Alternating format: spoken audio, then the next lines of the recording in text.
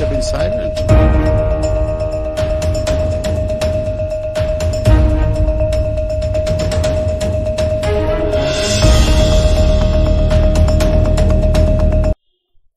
Hello everyone, very good evening to all of you. This is your mentor Arzu Kakkar, where daily we used to meet and have this session of news analysis. उम्मीद करती हूँ कि आप सब बहुत बढ़िया हैं, खुश हैं, स्वस्थ हैं, things are fine at your place. And इसी उम्मीद के साथ आज का ये सेशन शुरू करते हैं. काफ़ी इंपॉर्टेंट आर्टिकल्स हैं जो हमें कवर करने हैं, आपके प्रीलिम्स के पॉइंट ऑफ व्यू से भी, मेंस पर्सपेक्टिव से भी. So will take them up in detail in a very comprehensive manner as we used to. Sessions अच्छे लगते हैं तो please make sure that you mark your attendance by liking these lectures. Do share it with your friends and don't forget to give your feedback in the comment section. Okay, so list आपके सामने है, मैं आपको in brief बता देती हूँ ताकि connectivity बन जाएगी. How we have to proceed in this session वो आइडिया लग जाएगा. So there you go with the first article, Asia Pacific Economic corporation. अब ये जो आर्टिकल है ना, ये आपके मेंस के पर्सपेक्टिव से भी बहुत इंपॉर्टेंट है. और यूपीएससी ने अपने प्रीलिम्स में एशिया पैसिफिक इकोनॉमिक कॉपरेशन से सवाल पूछा हुआ है. मतलब हेडक्वार्टर्स पे सवाल आया था कि इसका हेडक्वार्टर कहाँ है. आज से लगा लो 2009 की बात है, तब प्रीलिम्स में हेडक्वार्टर बेस ऐसे मैच द फॉलोइंग में सवाल आया. फिर उसके बाद 2015 में यूपीएससी ने प्रीलिम्स में सवाल डाला कि India is the member of which of the following, और यहां पर उसमें ऑप्शन में एक दे दिया था एशिया पैसिफिक इकोनॉमिक कॉपरेशन. कभी कभार अगर मुझे पता हो कि क्या इंडिया मेंबर है या नहीं है तो मैं इजीली एलिमिनेट कर सकती हूँ और अपने आंसर पे आ सकती हूँ. राइट, अब जैसे मुझे पता, अब मैं अभी बताऊंगी आपको, India is not the member of Asia Pacific Economic corporation. If not तो क्या पता अगर ऑप्शन में 1, 2, 3 में ऐसा होता, आप ए को एलिमिनेट कर देते, मतलब जिसमें 1 आता. मतलब कहने की बात यह है, अगर वहां से आप एलिमिनेट करते तो क्या पता सीधा आंसर पे पहुंच जाते. तो प्रीलिम से यहाँ से इस तरीके से सवाल यूपीएससी ऑलरेडी पूछ चुकी है एशिया पैसिफिक इकोनॉमिक कॉपरेशन पे. तो ये हो गया प्रीलिम्स के पॉइंट ऑफ व्यू से. जीएस पेपर 2 से भी ये आर्टिकल जो है आपके लिए इंपॉर्टेंट है, इंपॉर्टेंट इंटरनेशनल इंस्टीट्यूशंस में भी आ जाता है. तो will talk about this Asia Pacific Economic Cooperation Leaders Summit, basically leaders summit 2023. ठीक है, इसकी बात करेंगे. Then you have Global Talent competitiveness Index. कैसा इंडेक्स है, क्या इंडिया की रैंकिंग है, क्या पर्पस है इस इंडेक्स के पीछे, तो ये इंडेक्स कौन रिलीज करता है, ये सारी बातें होंगी GS paper 2. Then you have sea buckthorn fruit. कैसा फ्रूट है, क्यों न्यूज में है, आप इसको प्रीलिम्स के पॉइंट ऑफ व्यू से कंसीडर कर सकते हो, प्रीलिम्स पॉइंटर्स में जाता है ये. International Energy Association, GS paper 2 से भी आप इसको कनेक्ट कर सकते हो, प्रीलिम्स के पॉइंट ऑफ व्यू से काफी इंपॉर्टेंट है. एंड देन यू हैव प्रधानमंत्री किसान सम्मान निधि योजना, तो government policies and interventions, GS paper 2 और प्रीलिम्स के पॉइंट ऑफ व्यू से भी इक्वली. तो कोई भी एक आर्टिकल ऐसा कभी नहीं होता कि ये सिर्फ प्रीलिम्स के लिए है, ये सिर्फ मेंस के लिए है. इट्स ऑल अबाउट नजरिया ना, आपका पर्सपेक्टिव जो है वो डिफाइन करता है कि आप किस नजरिए से देख रहे हो. कोई एक इंसान सामने वाला, किसी को अच्छा लगेगा, किसी को बुरा लगेगा, वो नजरिया है देखने का. तो मेरा कहने का मतलब ये है कि कभी मत सोचना कि ये प्रीलिम्स की तैयारी है और ये मेंस की तैयारी है. नहीं, ये पैरेलल ही चलती हैं, साथ साथ चलती हैं. तो इस तरीके से अपनी अप्रोच को रखना. अगर कभी अभी तक अप्रोच थोड़ी सी हिली हुई हो तो स्ट्रेट लाइन में आ जाएगी. ठीक है, चलो let's begin with the first article. प्रधानमंत्री किसान सम्मान निधि योजना. हमने इसके बारे में, मैंने आपको बोला था कि coming Monday I talk about it. और यहाँ पर मैं आपसे उम्मीद भी कर रही हूँ कि लास्ट 1 वीक के मंडे टू सैटरडे जितने भी करंट अफेयर्स थे आपने कल उसको कवर कर लिए होंगे, रिवीजन कर ली होगी. कल संडे था तो उसको अच्छे से रिवाइज जरूर कर लेते. नहीं किया है तो प्लीज उसको कर लेना. आज मंडे है, अभी भी आपके पास टाइम है, क्योंकि आज के बाद से कंटेंट और ऐड होता जाएगा. ठीक है, एवरी वीक का उसको कवर कर लो, वीकली रिवीजन जिसे हम बोलते हैं. प्रधानमंत्री किसान सम्मान निधि योजना इसलिए न्यूज में है क्योंकि prime minister distributed 15th instalment of money under this programme. ठीक है, so the total sum that is distributed was over ₹18,000 crore. More than 80 million farmers received this financial assistance, so it benefited more than 80 million farmers. तो हमारे लिए important हो जाता है इस particular programme के बारे में जानना, जो कि पूरी तरीके से प्रोग्राम बनाया गया है to support the farmers financially, right. Simple सी लाइन में तो मैं इस स्कीम को अगर सम अप करूं तो इट इज मेंट, इसका पर्पस ही यही है to support the farmers financially, right. So government gave money to the farmers as a part of this plan to assist them. This time a really large amount, that is over rupees 18,000 crore was given to a lot of farmers, right? अब ये जो scheme है, सबसे पहले तो क्या ये programme central sector scheme है या फिर स्पॉन्सर्ड है? सो ये सेक्टर स्कीम है। सेक्टर स्कीम मतलब 100% फंडिंग इसकी कहाँ से आ रही है? गवर्नमेंट ऑफ इंडिया से।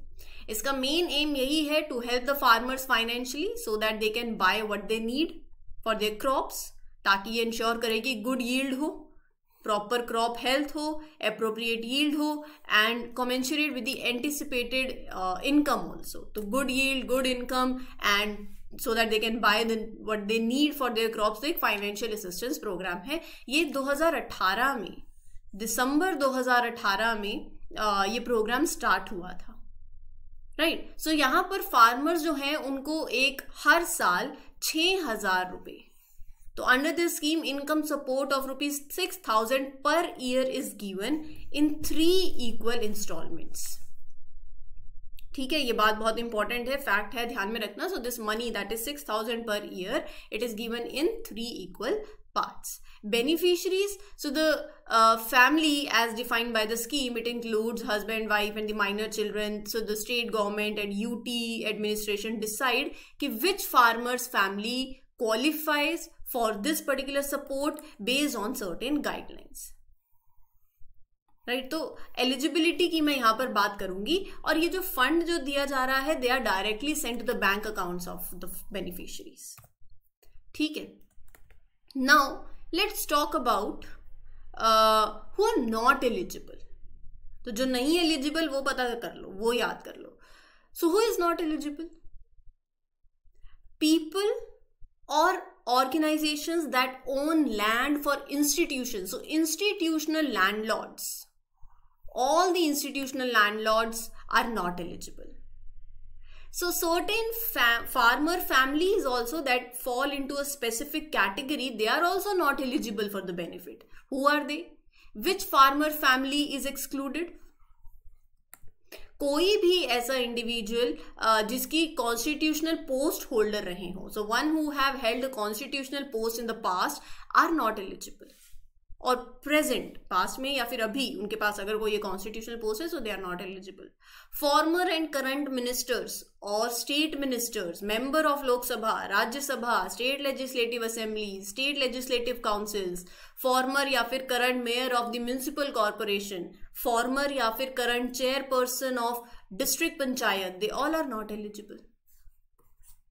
ठीक है, तो ये एक्सक्लूजन जो है वो आपको याद में रखना है। More over, government employees who are included in it, who are serving or retired officers and employees of central government or state government, ministries, offices, departments, they are also not eligible. Who is included? Sorry. So this you have to remember. Right? तो यहां पर उसके बाद और कौन eligible नहीं है? Multitasking staff और एम्प्लॉयज ऑफ सेंट्रल और state public sector enterprises also. So government employees, simply I say government employees, ये आप याद कर सकते हो। Retired pensioners also whose monthly pension is ₹10,000 और मोर। इंडिविजुअल्स जो who paid income tax in the last assessment year, tax payers, या फिर प्रोफेशनल्स जैसे doctors, engineers, lawyers, CA, architects who are registered with professional bodies and are practicing their profession, they are also not eligible. ये eligibility criteria बहुत important है। ठीक है, you can be asked a question, कोई statement बन सकती है, तो make sure आप इसको याद कर लें। Now moving on, GS paper 2 से अगला आर्टिकल देखते हैं, that is Global Talent Competitiveness Index। Talent तो बहुत भरा हुआ है हमें कूट कूट के। ग्लोबल टैलेंट कॉम्पिटिटिवनेस इंडेक्स क्या है? एक स्कोर बोर्ड की तरह आप लगा लो, जो रैंक करता है कंट्रीज को बेस्ड ऑन कि how well they are able to grow, attract, keep talented people. तो ये इंडेक्स हर साल by a well known group of business schools called INSEAD is published by them. India की rank में भी बात करूंगी। So it's a very valuable tool for leaders and decision makers to understand क्या कि how competitive their country is in terms of pure talent. तो यहां पर दो चीजें ये इंडेक्स देखता है, इनपुट और output. So it measures how countries grow, attract, retain talent. So हर साल it is published by the prestigious chain of business schools INSEAD. So it provides a very unique resource for decision makers, जैसे मैं आपको बता रही हूँ, to understand कि global Talent competitiveness picture क्या है, क्या स्ट्रैटेजीज वो डेवलप करें ताकि वो अपनी इकोनॉमी को बूस्ट कर पाए। तो यहाँ पर ये इंडेक्स दो चीजों में, इट यूजेस टू सब indices, input and output. Now what is input? So this measures the environment in which businesses operate and how supportive it is for talent. देखो, एक एनवायरमेंट में हम देखते हैं ना कि वहाँ कल्चर कैसा है उस टाइम। जैसे हम आप इसको बिल्कुल लेमन टर्म्स में लो, एक आप घर लो, घर में भी किस तरीके का एनवायरनमेंट है, कैसे बच्चे को सपोर्ट किया जा रहा है कि उसका टैलेंट अगर है तो उसको ग्रो करें, उसको सपोर्ट करें। तो वैसे ही आप समझो इनपुट में भी यही है। इनपुट मेजर क्या देखता है कि उस देश के अंदर कैसा एनवायरनमेंट है कि वहाँ बिजनेसेस ऑपरेट कर सकते हैं, थ्राइव कर सकते हैं, क्या वो सपोर्ट करते हैं टैलेंट को। So it checks things like regulations कैसी हैं, बिजनेसेस कंडीशंस कैसे हैं, क्या स्टेप्स लिए जा रहे हैं to encourage, to keep talented individuals, right? That is input. Output, this looks at the quality of the talent in the country, how well educated and skilled people are. So अगर एक country की ranking high है in this index, it means it's doing well, it means it is creating a favourable environment for businesses, highly skilled workforce भी है यहाँ पर, educated workforce भी है यहाँ पर। और अगर कंट्री की रैंक ड्रॉप कर रही है, like India falling from 83 to 103, तो ये क्या डिपिक्ट कर रहा है? It suggest that there are challenges in how they are attracting, growing or keeping the talent. So this particular information helps the countries to figure out what they need to improve ताकि उनकी economy भी boost करे और वो global talent market के अंदर competitive रहे। यहां तक सॉर्टेड है? तो चलो फिर आगे हाइलाइट्स पढ़ लेते हैं इसके। So this, the 10th edition of this report, it covers how many countries? 134 countries around the world across all income groups. Right? So यहाँ पर Singapore, Switzerland and US, they are leading the pack and are considered the top 3 countries in terms of talent competitiveness. The rest of the top 10 countries are Denmark, Netherlands, Finland, Norway, Australia, Sweden, UK. They are in the top 10. They are doing well in creating environments that attract the individuals, retain the individuals. Now what about India's ranking? Unfortunately, India की rank जो है that is 103. कम हुई है। It is facing challenges in terms of growing, attracting and keeping the talent. अगर UPSC आपसे पूछे BRICS के ग्रुप के हिसाब से बताओ, so among BRICS countries India has the lowest ranking. ये ब्रिक्स की कंट्रीज की रैंकिंग है जिसमें इंडिया की रैंकिंग फिर भी कम है, 103। चाइना ब्रिक्स में it remains at the top. और कौन कौन सी कंट्री है that are ranking better than India? Rwanda, Paraguay, Namibia, Bolivia, El Salvador, Morocco, Kenya. तो ये कुछ कंट्रीज हैं जो आपको याद में रखनी है, ठीक है? तो ये रिपोर्ट देखो, ओवरऑल मैं सम अप करूं तो ये हाईलाइट कर रही है कि some these other countries that are still developing और emerging, they have shown improvements in their talent competitiveness. जैसे कि चाइना हो गया, इंडोनेशिया हो गया, मैक्सिको हो गया, ये पॉजिटिव स्ट्राइड्स दिखा रहे हैं in creating an environment that retains the talented individuals, right? So ये था आपका talent competitiveness index. Next in news is sea buckthorn fruit from Ladakh has been recently awarded a GI tag. Okay, now what this news is? इसके बारे में बात कर लेते हैं। So, ये कुछ चीजें जैसे मैं बोलती हूँ, पिक्चर, तस्वीर कैद कर लो, क्योंकि अगर ये फ्रूट या सी बकथॉर्न अगर इतनी वही चीज़ें होंगी याद करने के लिए। जीआई टैग को लेके तो एक लिस्ट बना लो सबसे पहले तो, A4 साइज शीट या जहाँ पर भी आप आपके नोट्स बना रहे हो, मेक श्योर कि यहाँ वो लिस्ट हो और जीआई टैग कौन से इधर प्लेस और यहाँ पर उस पर्टिकुलर प्रोडक्ट का नाम। अगर क्वेश्चन आ गया डायरेक्टली मान नंबर है आपके। दूसरी बात, फिर हम ढूंढते फिरते हैं पूरे साल के जीआई टैग्स की लिस्ट कोई दे दे बना के। जब बना सकते हो, साथ साथ कर सकते हो तो करते नहीं हो, है ना। तो लास्ट में क्यों छोड़ना इन चीज़ों को। और ये चीज़ें बहुत ज़्यादा मतलब आपको हार्डली फिर 2 to 3 मिनट्स लगेंगे लास्ट में याद करने में। एक वेल प्रिपेयर्ड लिस्ट बनी होगी और आपको पता भी नहीं चलेगा लिस्ट कब बन गई, क्योंकि आपने चीज़ों को साथ साथ कवर कर लिया है। वो अननेसेसरी प्रोक्रेस्टिनेशन करोगे तो फिर बात नहीं बनेगी ना। तो मेक श्योर चीज़ों को साथ साथ कवर कर लो। Now as far as sea buckthorn is a concern, it is a plant that is found in Europe and Asia and in India. It grows in Himalayan regions, India के अंदर, particularly in dry areas like the cold deserts of Ladakh, Spiti, वहाँ पर। Recently, this fruit from Ladakh has got GI tag. ठीक है, तो ये ध्यान में रखना है। So it is a plant throughout Europe and Asia. India के अंदर हिमालयन रीजन मैंने आपको बता ही दिया, लद्दाख स्पीति वाला जो एरिया है वहां पर it is found. So it is naturally found in Himalayas, है ना। It covers about 11,500 hectares in Ladakh region. ये जो प्लांट है it produces small berries, जो अभी हमने पिक्चर में देखी, जो ऑरेंज येलो कलर की होती हैं। These berries have a very sour taste, मतलब पूरे विटामिन से they are packed, specially vitamin C बहुत होता है इसमें, तो जिसको विटामिन सी की कमी हो। तो सी buckthorn is a tough shrub जो एक्सट्रीम टेम्परेचर्स को इट कैन एंड्योर, मतलब -43 डिग्री सेल्सियस से 40 डिग्री सेल्सियस तक की रेंज, आप इतनी रेंज बड़ी इसकी है, आप देख सकते हो। ये ड्रॉट रेसिस्टेंट भी है। सो ये क्वालिटीज इसको बनाती हैं well suited for the harsh conditions of cold desert, right. -43 degree Celsius to 40 degree Celsius, this is the range. ये बहुत ज्यादा इंपॉर्टेंट है, यहां पर आपसे सवाल पूछे जा सकते हैं। जीआई टैग क्या इंडिकेट करता है, तो आपको अपने को पता ही है that this sea buckthorn fruit from Ladakh, it has unique qualities, characteristics due to its geographical origin. जिनको GI टैग नहीं पता, those who are new, मैं वो बता दूंगी। So ये रिकॉग्निशन जो होता है ना, जब मैं आप किसी प्रोडक्ट को बता दो कि अच्छा ये उस जगह की खासियत है, नागपुर के ऑरेंजेस, कश्मीर का एप्पल, यहाँ की टी, यहाँ की कॉफी, तो वो उसकी जो रिकॉग्निशन है वो उस लोकल इकोनॉमी के लिए भी बेनिफिशियल है ना। So it helps in promoting and protecting that traditional knowledge that are associated with that particular product. ठीक है, अब रही बात थोड़ा सा और, अगर मैं सी बकथॉर्न की बात करूं, इन बेरीज की बात करूं, so these berries stay on the shrub even during freezing winter months. Every part of the plant इसका, fruit, leaves, roots, thorns, they have been used for various purposes.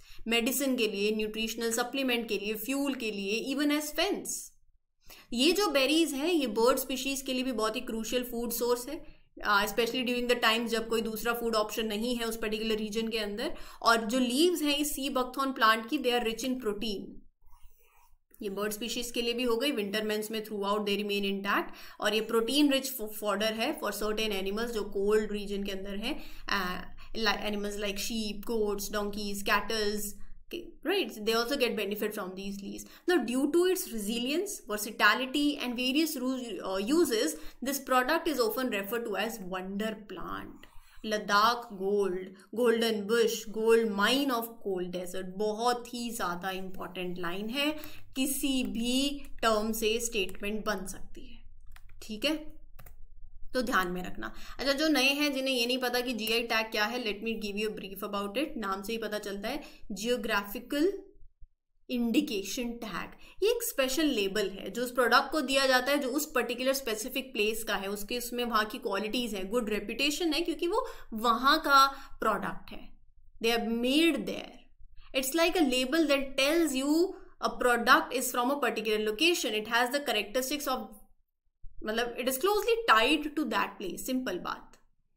Food items हो गया, drinks हो गई, handmade crafts हो गए, even certain industrial products, किसको GI tag मिलता है, यूपीएससी पूछ सकती है। This kind of label is given to.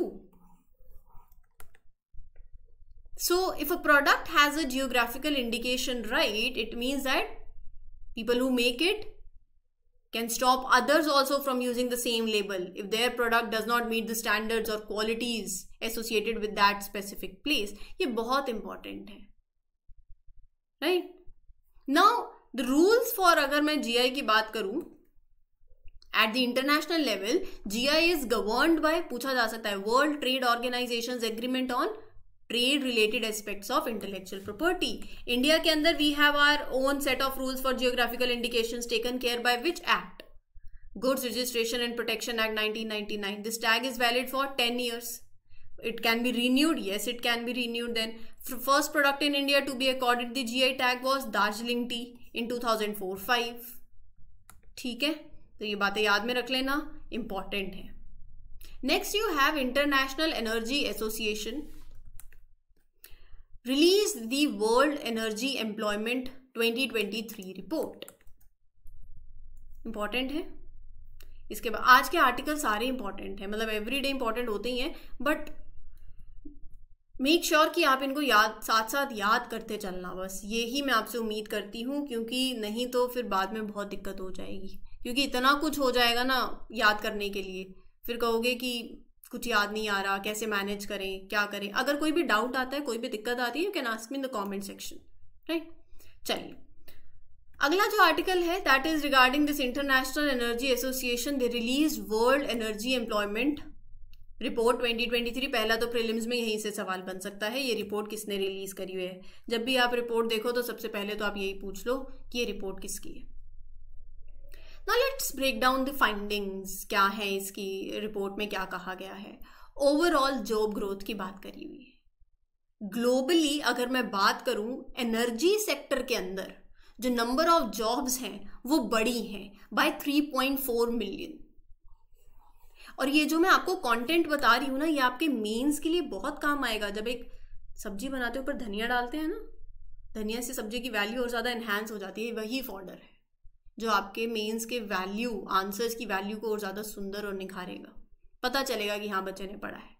So the number of jobs in the energy sector increase by 3.4 million as compare to the period before कोविड-19 pandemic. 2022 की बात करूं तो there were total of 67 million jobs in the energy industry. Clean energy jobs की बात करते हैं, jobs in clean energy sector, जिसके अंदर हम बात करते हैं रिन्यूएबल एनर्जी सेक्टर की, जैसे सोलर, विंड, वहां पर भी jobs in grew by 4.7 million globally. So the total number of jobs in clean energy now stands at 35 million. Next you have fossil fuel jobs. ये कैसी जॉब्स होती हैं? That are related to fossil fuels, oil and gas. They had a slower recovery after the pandemic induced layoffs in 2020. So the number of fossil fuel jobs is still 1.3 million below the pre-pandemic employment. But it was before the pandemic. There were 32 million jobs. अगर मैं India की performance की बात करूं तो both clean energy jobs और fossil fuel sectors में एक पॉजिटिव जॉब ग्रोथ ही देखने को मिला है as compare to pre pandemic levels of 2019. दोनों सेक्टर्स के अंदर दे रिमेन पॉजिटिव. इंपॉर्टेंट है, पूछा जा सकता है. So India saw the creation of 4th highest number of new clean energy jobs globally over the past 3 years. ठीक है. Now major job creating sectors की बात कर ले तो there are 5 major sectors of energy industry. This report identified 5 areas in the energy industry that saw highest job creation after the pandemic. Solar PV, सबको ही पता है, generating electricity from sunlight, photovoltaic. Wind, jobs that are related to wind energy production. EVs and battery manufacturing, making electric vehicles and their batteries. Heat pumps, devices that are used for heating and cooling the buildings efficiently. Critical minerals, jobs that are related to extracting, processing the essential minerals for various energy technologies. So ये बहुत important है, पता होना चाहिए आपको. Together, these 5 sectors generate employment for around 9 million workers globally. So among these sectors, solar PV emerges as the largest jobs creator. बहुत ही important बात. Solar PV emerges as the largest.